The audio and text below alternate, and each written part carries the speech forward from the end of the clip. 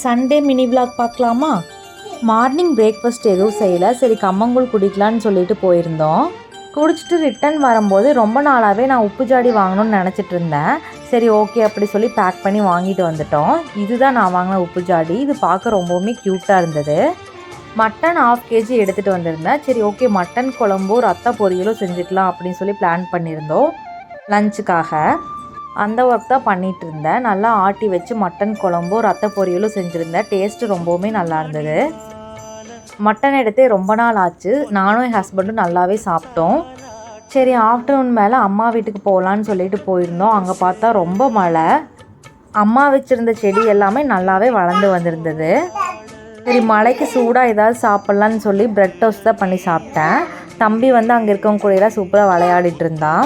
அம்மா எனக்காக முட்டை காளான் வாங்கிட்டு வந்திருந்தாங்க. அண்ட் ஃபைனலாக எல்லாம் சாப்பிட்டு முடிச்சுட்டு நாங்கள் பாய் சொல்லிவிட்டு கிளம்பி வீட்டுக்கு வந்துட்டோம். அன்னைக்கு டே ரொம்பவுமே நல்லாவே போயிருந்தது.